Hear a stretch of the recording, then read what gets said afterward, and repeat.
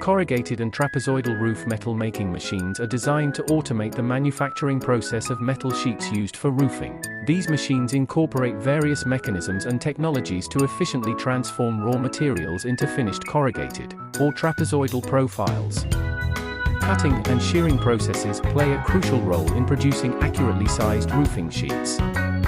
Advanced metal making machines are equipped with high-precision cutting mechanisms that ensure clean and precise cuts.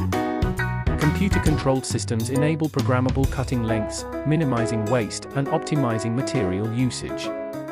Advancements in corrugated and trapezoidal roof metal making machines have revolutionized the production of these popular roofing materials. The integration of roll-forming technology, material flexibility, precision cutting and shearing, automation and control systems, and energy-efficient practices have collectively enhanced the efficiency, productivity, and sustainability of the manufacturing process.